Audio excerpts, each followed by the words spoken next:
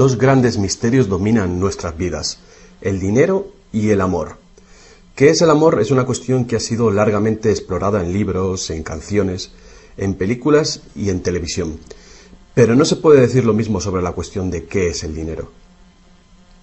No es de extrañar que las teorías monetarias no hayan generado ninguna película taquillera, pero que ni siquiera se haya mencionado en las escuelas es algo que debe ser analizado con detenimiento.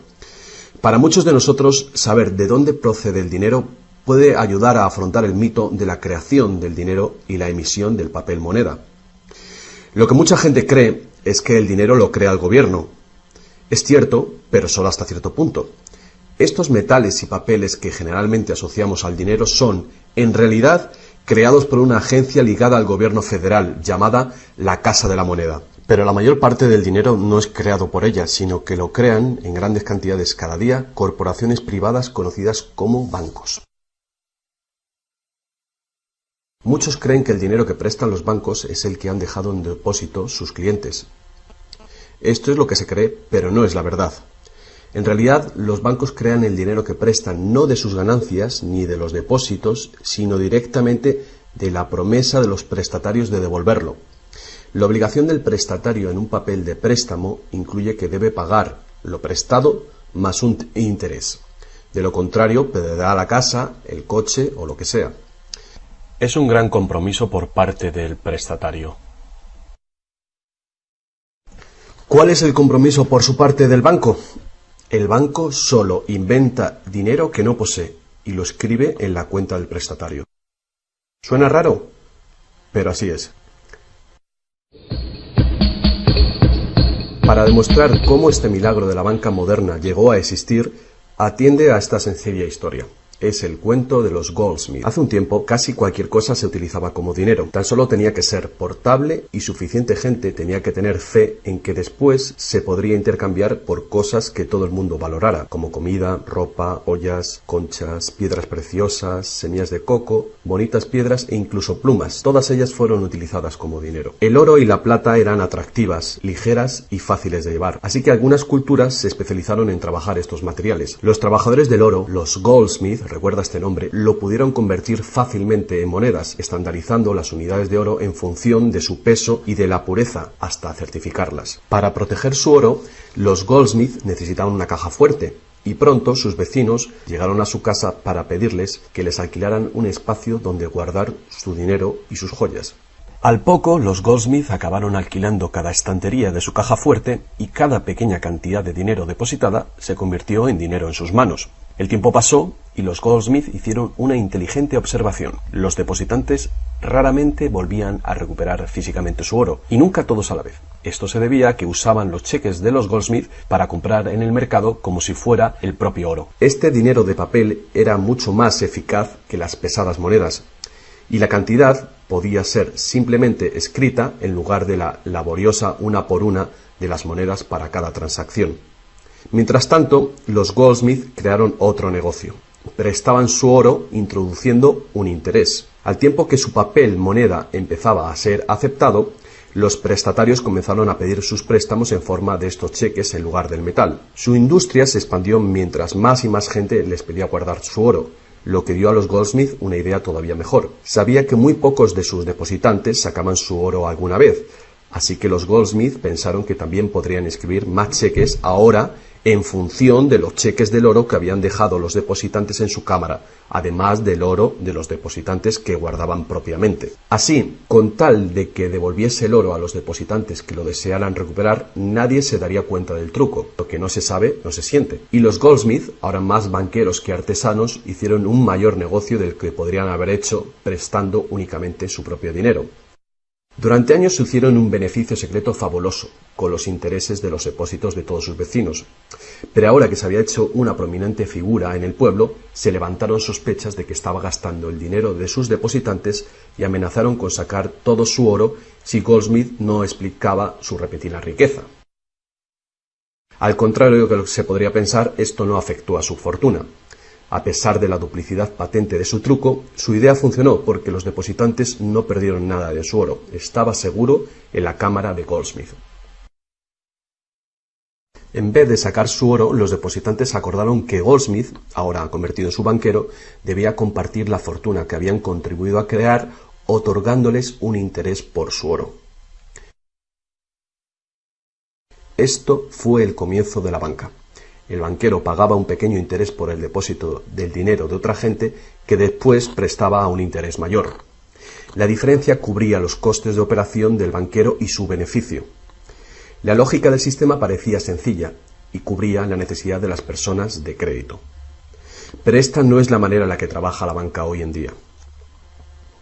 El banquero Goldsmith no estaba del todo contento con lo que ganaba, después de descontar el interés que pagaba a los depositantes, y la demanda de crédito crecía con fuerza, mientras los europeos se expandían por América. Sus préstamos estaban limitados por la cantidad de oro que permanecía en su caja. Ahí es cuando tuvo una idea todavía mejor. Como nadie sino él sabía cuánto oro había en la caja, podía hacer cheques sobre dinero que ni siquiera existía. Como los prestatarios no iban a retirar su oro con sus cheques al mismo tiempo, ¿cómo iba alguien a darse cuenta de este truco? Esta nueva cara del negocio funcionó muy bien, y el banquero se hizo inmensamente rico con los intereses de un oro que ni siquiera existía. La idea de que el banquero creaba dinero de la nada era demasiado extraordinaria para creerla.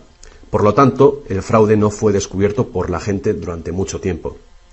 El poder de crear dinero hizo que el banquero se sintiese prepotente, como podrás imaginar. Pero con el tiempo, la cantidad de los préstamos del banquero y su escandalosa riqueza hizo que una vez más se levantara sospechas. Algunos clientes empezaron a reclamar su oro en lugar de la representación en papel. Los rumores se propagaron y todos los demás depositantes acudieron reclamando su oro. El juego se acabó. La marea de propietarios de cheques intentando recuperar su oro creó largas colas, y el banquero no tenía oro y plata suficiente para devolver a sus legítimos propietarios. Esto se llama el pánico de los ahorradores, y es lo que todo banquero teme que suceda. Este fenómeno puede suceder en un determinado banco, pero afecta a la confianza del público en todos los demás banqueros. Todo hubiera sido mucho más fácil si, antes que nada, se hubiera prohibido la creación del dinero desde la nada. Pero las grandes cantidades de crédito eran esenciales para la expansión de los países europeos. Así que, en lugar de prohibir esta práctica, fue legalizada y regulada. Así que los banqueros acordaron poner límites a la cantidad de dinero fraccionado que pudieran hacer.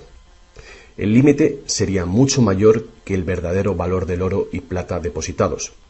Lo normal era $9 artificiales por $1 en oro, es decir, real. Estas disposiciones fueron controladas mediante inspecciones por sorpresa. También se acordó que, en caso de un crack financiero, los bancos centrales apoyarían a los locales con inyecciones de dinero en oro. Solo si cracks en diferentes bancos al mismo tiempo se produjeran y la burbuja de créditos del Banco Central explotara, el sistema podría hacerse añicos y destruirse.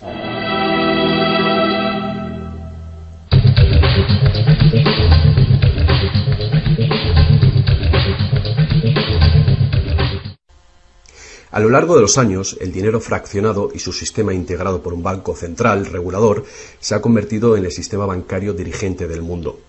Al mismo tiempo, el sistema fraccional del oro apoyando al dinero como deuda ha desaparecido. La naturaleza básica del dinero ha cambiado. En el pasado, el billete de dólar era un recibo que te permitía cambiarlo por una cantidad de oro o plata determinadas. Ahora, un billete o dólar digital solo puede ser cambiado por otro billete o dólar digital. En el pasado, el crédito creado por los bancos privados solo existía en la forma de billetes de banco que la gente podía rehusar, como ahora se pueden rehusar otros cheques privados. En el presente, el crédito creado por bancos privados está legalmente aprobado que se convierta por dinero de flujo legal, es decir, los dólares, euros o libras que usualmente creemos que es dinero. El dinero de confianza, es decir, el fiat money, es dinero creado por decreto del gobierno, y la ley afirma que el público debe aceptar este dinero para todo tipo de deudas, o si no, los tribunales no considerarán la obligación de pagar esa deuda. Así que ahora la cuestión es, si tanto los bancos como los gobiernos pueden crear dinero, entonces, ¿cuánto dinero existe? Antes, la cantidad total de dinero en existencia estaba limitada por la cantidad y cualidad física de esa cosa usada como dinero. Por ejemplo, para crear dinero en oro o en plata, se debía extraer una cierta cantidad de estos metales de las minas. En el presente, el dinero es literalmente creado como deuda. Se crea nuevo dinero cada vez que una persona toma un préstamo de un banco. Como resultado, el montante total del dinero que puede ser creado solo tiene un límite: el nivel total de la deuda.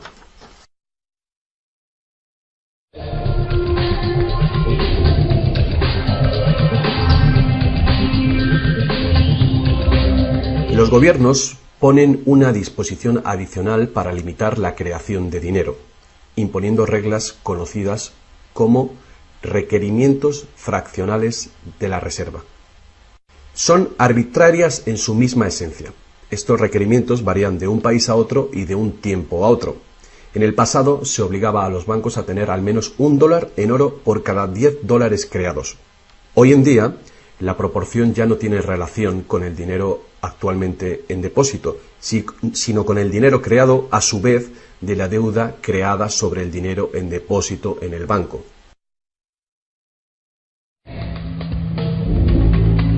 Actualmente, las reservas de un banco consisten de dos cosas: la cantidad del dinero del Estado o equivalente más la cantidad existente de dinero deuda que el banco tiene en depósito. Para ilustrar esto de una manera simple, imaginemos que ha abierto un banco nuevo y todavía no tiene depósitos. Los inversores en este banco han hecho un depósito de $1.111,12. Este es el dinero existente en el Banco Central, que llamaremos principal. La proporción de dinero en reserva es de 9:1. Paso 1. Las puertas se abren y el banco da la bienvenida a su primer cliente. Necesita $10.000 para comprar un coche. Con la proporción de 9:1, el nuevo banco necesita que el Banco Central le permita crear 9 veces esa cantidad, o $10.000, desde la base de la deuda contraída por la solicitud de préstamo del cliente. Esos $10.000 no se sacan de ningún lado. Es nuevo dinero simplemente tecleado en un ordenador como crédito del banco en la cuenta del cliente. El cliente tiene que firmar ese crédito para conseguir el dinero para comprarse el coche. Paso 2. El vendedor entonces deposita estos 10.000 nuevos dólares creados en el banco. Al contrario que el dinero creado por el gobierno, depositado en el Banco Central, este nuevo dinero creado por el crédito no puede ser multiplicado por la proporción de la reserva. En lugar de ello, es dividido por el ratio de la reserva, en una proporción de 9:1. Un nuevo préstamo de $9.000 puede ser creado sobre la base del depósito de $10.000. Si esos $9.000 son depositados por una tercera persona en el mismo banco que lo creó en uno diferente, se convierte en una base legal para un tercer asunto de crédito bancario, esta vez por la cantidad de $8.100. Al igual que con las muñecas rusas, cada nivel contiene un pequeño dólar dentro de otro pequeño dólar. Cada depósito contiene el potencial para otro pequeño crédito en una infinita serie decreciente. Si el dinero del préstamo creado no es depositado en el banco, el proceso se detiene. Esta es la parte impredecible del mecanismo de creación de dinero basado en la deuda. Pero lo más probable es que el nuevo dinero creado en cada paso será depositado en el banco, y el proceso de la proporción de reserva de dinero se repetirá una y otra vez hasta que los $100.000 de nuevo dinero se hayan creado dentro del sistema bancario. Todo este nuevo dinero se habrá creado enteramente desde la deuda, y el proceso entero habrá sido autorizado legalmente por el depósito inicial de $1.111,12 que todavía permanecerán en el Banco Central. Lo que resulta más ingenioso de este sistema es que los libros de contabilidad de cada banco en la cadena deben mostrar que tiene un 10% más de depósitos que de préstamos. Esto da a los bancos el incentivo de adquirir depósitos para poder hacer préstamos, apoyando la impresión común pero falsa de que los préstamos proceden de los depósitos. A menos que los sucesivos préstamos estén depositados en el mismo banco, no se podrá decir que algún banco en particular haya pasado su límite inicial de 9-1 creando deuda de la nada. De cualquier manera, el sistema bancario es un círculo cerrado. El crédito bancario que crea un banco se convierte en el depósito en otro y viceversa. En un hipotético mundo de perfectos intercambios, el efecto último sería exactamente el mismo que si todo el proceso tuviera lugar en un solo banco. Esto es, el depósito en reserva inicial de $1.111,12 permite recolectar intereses por valor de más de $100.000 que el banco nunca ha tenido.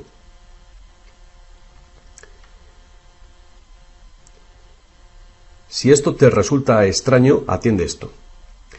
En tiempos recientes, como resultado de la presión de los lobbies bancarios, los requerimientos para hacer un depósito de reserva en el Banco Central prácticamente han desaparecido en la mayoría de los países. Y las proporciones de reserva pueden ser más altas que 9-1. Para algunas cuentas, 20-1 y para otras, 30-1 son comunes. E incluso más recientemente, usando tarifas para los préstamos y así aumentar los ratios de requerimientos de reservas de los clientes, los bancos ahora han encontrado una manera de eludir las limitaciones de los requerimientos de la reserva fraccionaria por completo. Así que cuando las reglas son complejas, el sentido común real es bastante simple. Los bancos pueden crear tanto dinero como nosotros podemos pedir prestado.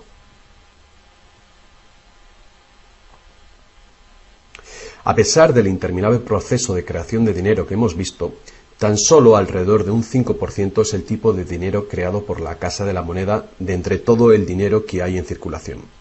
Más del 95% de todo el dinero en el mercado hoy ha sido creado por alguien firmando una solicitud de endeudamiento con un banco. Y lo que es más, este dinero bancario de crédito es creado y destruido en grandes cantidades cada día, según se conceden nuevos préstamos y los viejos son pagados.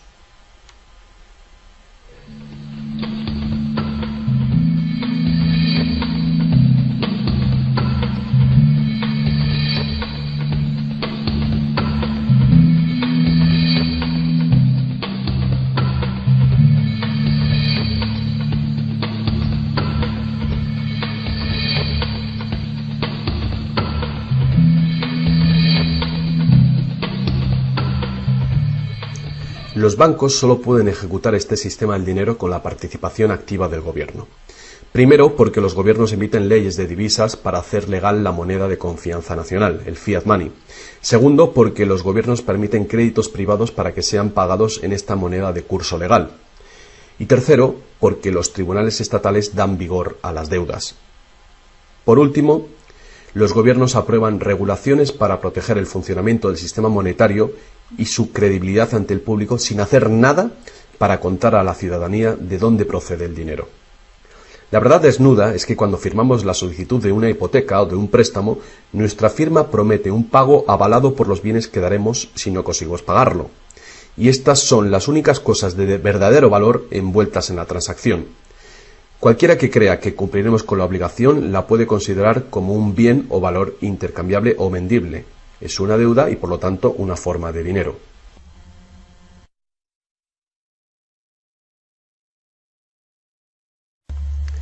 Es el dinero que el prestatario intercambia por lo que el banquero llama préstamo. Así que un préstamo en el mundo real quiere decir que el prestamista debe tener algo que prestar. Si tú necesitas un martillo, prestarte la promesa de un martillo que no existe no te va a servir para nada. Pero en el artificial mundo del dinero, un banco promete prestar un dinero que no tiene y se le permite que sea aceptado como dinero. Y nosotros lo aceptamos así.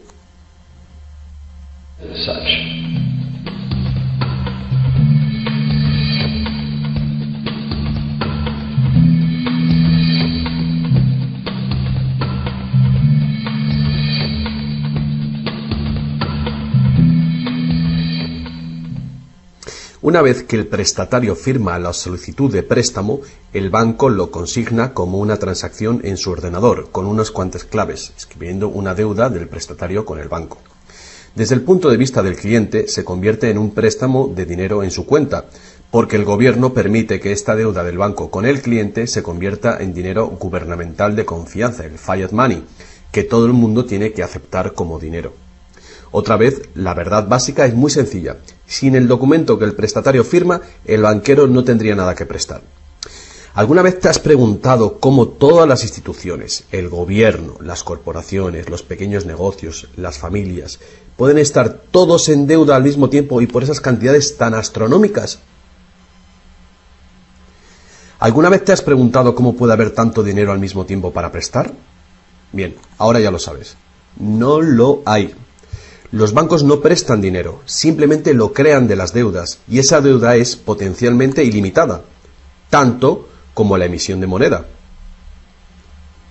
Y la situación opuesta también es verdadera. ¿No es asombroso que a pesar de la increíble riqueza de recursos, de innovaciones y productividad que nos rodean, casi todos, desde los gobiernos hasta las compañías y los individuos, estén en graves deudas con los banqueros? Si la gente se parara a pensar cómo esto puede suceder, ¿cómo puede ser que la gente que produce la verdadera riqueza en el mundo estén en deuda con aquellos que únicamente prestan el dinero que representa la riqueza? Todavía más alucinante es que una vez que te das cuenta de que el dinero en realidad es deuda, nos damos cuenta de que si no hubiera deuda, no habría dinero.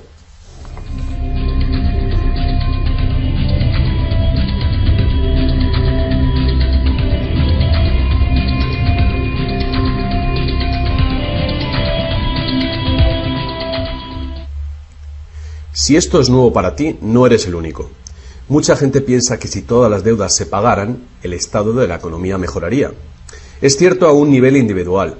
Como tenemos más dinero para gastar cuando dejamos de pagar una deuda, pensamos que si todo el mundo pagara sus deudas, habría más dinero para gastar.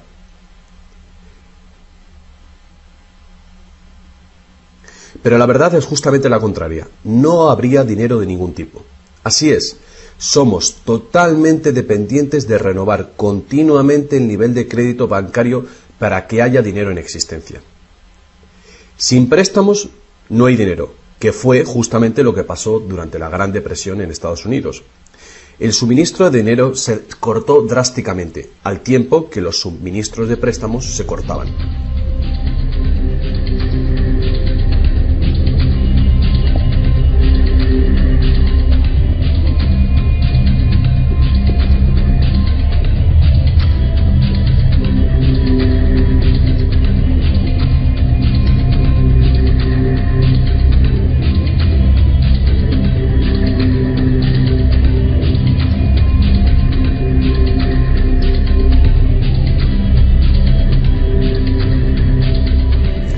Pero eso no es todo.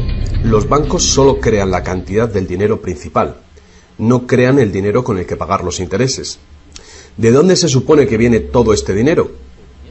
El único lugar del cual los prestatarios pueden obtener el dinero para pagar los intereses es del total del dinero que hay en circulación.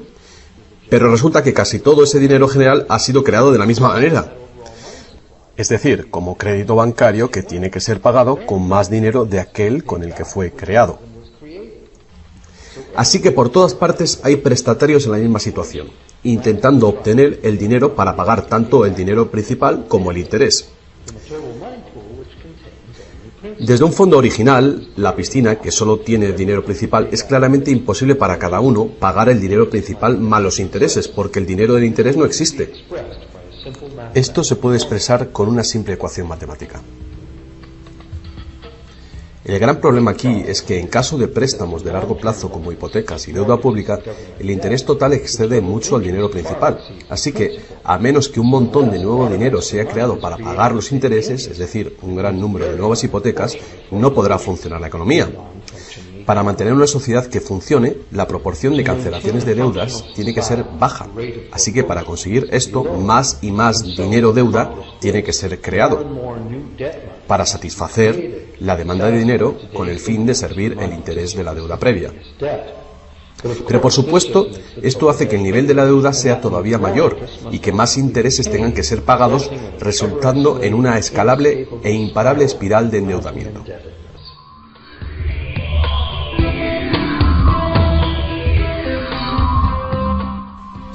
Tan solo el lapso de tiempo entre el dinero creado procedente de los nuevos préstamos y su devolución evita la bancarrota del sistema entero.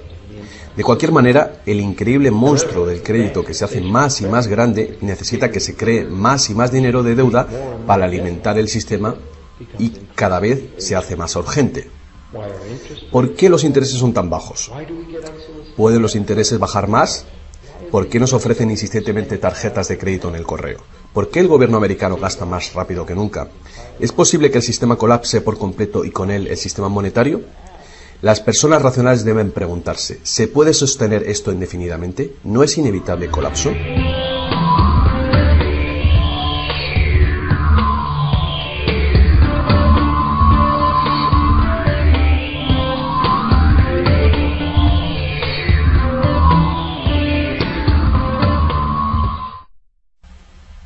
El dinero facilita la producción y el intercambio de bienes.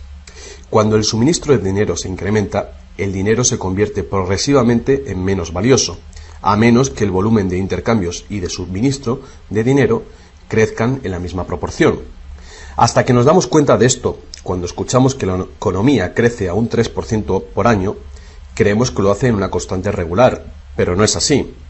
El 3% de este año representa un 3% más de intercambio de bienes y servicios que hace un año, porque es un 3% del nuevo total. En vez de una línea recta como imaginamos sobre las palabras, es una curva exponencial que es cada vez más inclinada. El problema, por supuesto, es que el crecimiento perpetuo de la economía real requiere un perpetuo y escalable uso de los recursos naturales. Más y más cosas tienen que ir desde los recursos naturales hasta los basureros cada año para evitar que el sistema colapse. ¿Qué podemos hacer ante esta terrorífica situación? Una cosa. Necesitamos un nuevo concepto del dinero.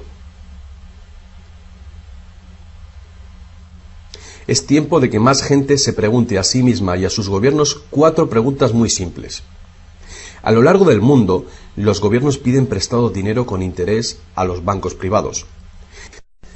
La deuda del gobierno es un componente principal dentro de la deuda total.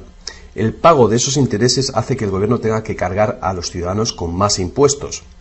Ahora que sabemos que los bancos simplemente crean el dinero que prestan, y que los gobiernos les han dado el permiso para hacerlo, la primera pregunta es, ¿por qué los gobiernos eligen pedir prestado a los bancos privados con interés cuando los propios gobiernos podían crear el dinero que necesitan sin ningún interés ellos mismos? Y la segunda gran cuestión es, ¿por qué se crea dinero como deuda? ¿Por qué no se crea dinero que circule permanentemente y que no tenga que ser represtado con intereses para existir? La tercera, ¿cómo puede un sistema monetario funcionar solamente con un crecimiento perpetuo y acelerado y poderse considerar una economía sostenible? ¿No es lógico que el crecimiento perpetuo y acelerado y la sostenibilidad sean incompatibles? Y finalmente, ¿qué es lo que hace que nuestro sistema económico sea tan dependiente del crecimiento perpetuo? ¿Qué es lo que necesitamos crear para que nuestra economía sea sostenible? Hubo un tiempo en el que cargar con interés al préstamo se llamaba usura y era susceptible de severas penas, incluida la muerte. Todas las grandes religiones prohibían la usura. La mayoría de los argumentos contra la práctica de la usura eran morales. Se entendía que la única función legítima del dinero era la de ser un medio de intercambio de bienes y servicios. Cualquier manera de ganar dinero procedente del dinero se consideraba labor de un parásito o de un ladrón. Sin embargo, al tiempo que aumentaban las necesidades de crédito en el comercio, el argumento moral cedió paso al razonamiento de que prestar representa riesgo y pérdida de oportunidad para quien presta, y por lo tanto, cobrar por este coste era justo. Hoy en día, estas ideas parecen triviales. Actualmente, la idea de ganar dinero del dinero se considera la mejor ocupación que hay. ¿Para qué trabajar si tu dinero puede trabajar por ti? Sin embargo, para tener un futuro sostenible, queda claro que el cobro de interés es un problema moral y práctico al mismo tiempo. Imagínate una sociedad y una economía capaces de perdurar siglos porque en lugar de acaparar sus reservas capitales de energía, se autorrestringiera según sus ingresos actuales. Ya no cosecharía más madera que crezca en el mismo periodo. Toda la energía sería renovable, solar, eólica, gravitatoria, magnética, y las demás que se descubran. La sociedad se sostendría dentro de los límites de sus recursos, ya que reutilizaría o reciclaría todo y la población se mantendría. Tal sociedad no podría existir si estuviera dependiente de un sistema monetario que a su vez depende del crecimiento acelerado perpetuo. Tal economía sostenible necesitaría un sistema monetario también capaz de sostenerse sin crecimiento. Digamos que todo el dinero en circulación se representa por este círculo. Además, imaginemos que los prestadores de dinero también tienen dinero verdadero para prestar.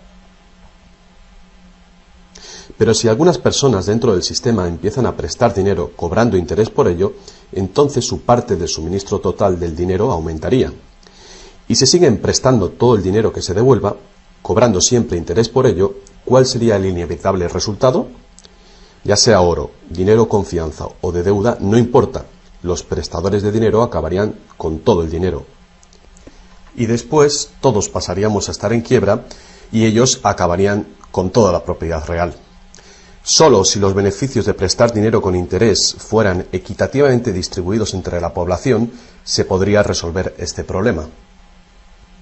Fuertes impuestos sobre los beneficios de los bancos podrían posibilitar este equilibrio, pero entonces no habría incentivo para los bancos.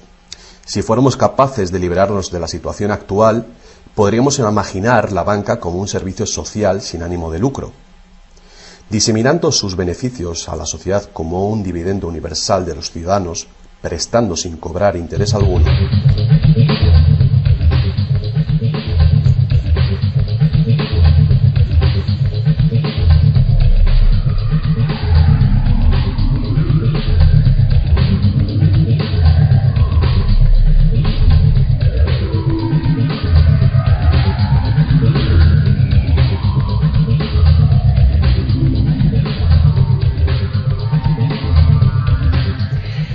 Si es la naturaleza fundamental del sistema lo que causa los problemas, correcciones al propio sistema jamás resolverán los problemas.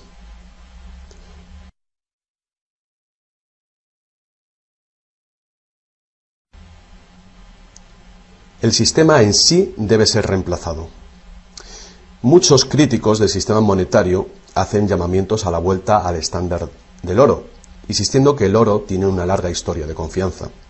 Pero ignoran las muchas trampas que se puede hacer con el oro: limar las monedas, alterar el metal, monopolizar el mercado, todas prácticas habituales en la antigua Roma que contribuyeron a su caída.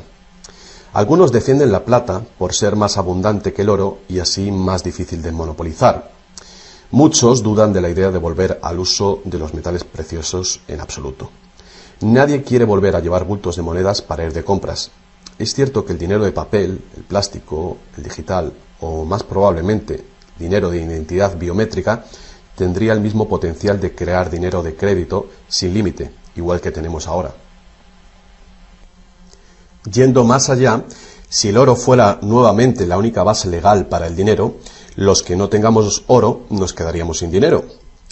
Otros críticos del sistema monetario insisten en que la codicia y la deshonestidad son los principales problemas, y que puede haber un sistema más equitativo que volver al estándar de plata o de oro. Muchos grandes pensadores han sugerido maneras alternativas para crear dinero. Muchos sistemas de intercambio crean dinero como deuda, de la misma manera que hacen los bancos, pero se hace transparentemente y sin cobro de interés. Por ejemplo, un sistema de trueque expresa la deuda como horas de trabajo, considerando el valor de todo trabajo igual y a la par con el dólar, y así permite que la hora de trabajo sea igualada con el precio del dólar de los bienes y servicios. Este tipo de sistema puede organizarlo cualquier persona capaz de gestionar la contabilidad. La preparación ahora de sistemas de trueque a nivel municipal sería prudente en previsión del inminente colapso del sistema actual. La reforma monetaria, al igual que la reforma electoral, es un tema muy polémico. Es una reforma que requiere una voluntad de cambio y de pensar fuera del cubículo habitual. La reforma monetaria, igual que la reforma electoral, no vendrá fácilmente, ya que los más privilegiados por el sistema existente actualmente harán todo lo posible para mantener sus ventajas. Ahora que hemos visto que el dinero es solo una idea y que en realidad el dinero puede ser cualquier cosa que concebimos, os presento un único sistema monetario para tu consideración. Este modelo está basado en sistemas que funcionaron bien en el pasado, sistemas en Inglaterra y en Estados Unidos que fueron destruidos por los banqueros Goldsmith con su sistema de reserva fraccional. Para crear una economía basada en dinero libre de interés, el dinero puede ser creado y gastado por el gobierno creando infraestructuras para la economía, tales como carreteras, puentes, ferrocarriles, puertos y mercados públicos. Este dinero no sería creado como deuda, sino como valor. Este valor serían las infraestructuras que pagaron con ello. Si este nuevo dinero proporciona más comercio, requiriendo su uso, no produciría inflación alguna. En el caso de que los gastos gubernamentales sí causaran devaluación o inflación, habría dos posibilidades para resolverlo. La inflación es equivalente a un impuesto plano sobre el dinero. No importa si el valor del dinero se devalúa en un 20% o si el gobierno nos quita con impuestos un 20%. El efecto en nuestro poder adquisitivo es el mismo. De esta manera, la inflación, en lugar de impuestos, podría ser políticamente aceptable con tal de que sea debidamente empleada. El gobierno podría contrarrestar la inflación recaudando impuestos y eliminando este dinero del mercado. Así reduciría el suministro de dinero y restauraría su valor. Para controlar la deflación, la caída de precios y sueldos, el gobierno sencillamente gastaría más dinero. Con la ausencia de la creación de dinero de deuda, el gobierno tendría más control del suministro del dinero del país y el público sabría a quién echar la culpa. Los gobiernos ascenderían y caerían según su capacidad para conservar el valor del dinero.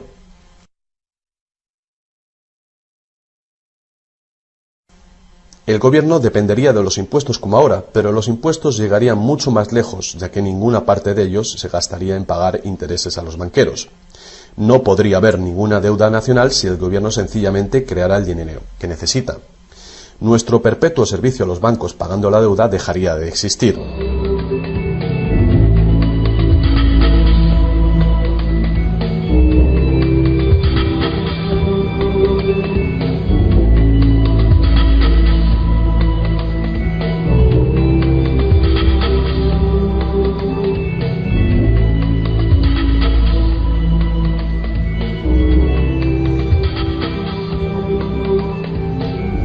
Lo que no nos han enseñado es que democracia y libertad son, de hecho, una forma ingeniosa de dictadura económica.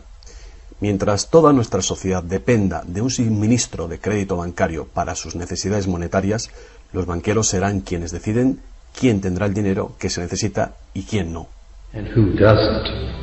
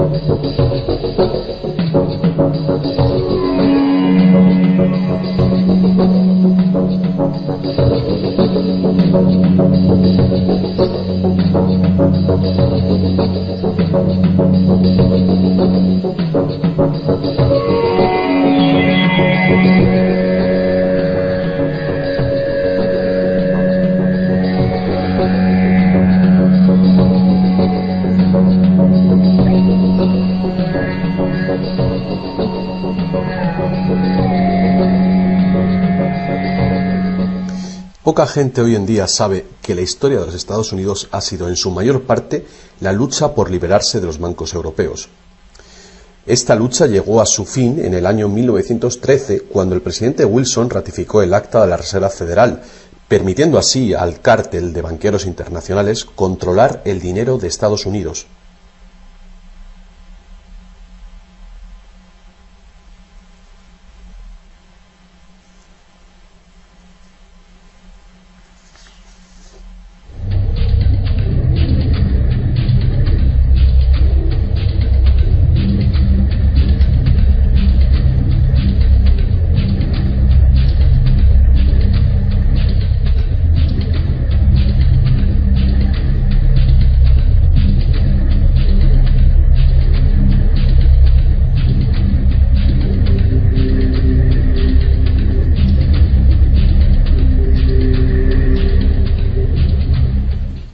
El poder de este sistema está profundamente integrado. También lo está el silencio del tema entre los medios de información y en la educación. Hace años, un primer ministro canadiense hizo una encuesta entre centenares de personas, no economistas, especialistas altamente formados y personas de a pie. La encuesta reveló que ni un solo encuestado tenía un conocimiento preciso de cómo se crea el dinero. De hecho, descubrió que hasta los empleados bancarios ni siquiera habían contemplado alguna vez el asunto. ¿Y tú? Have you?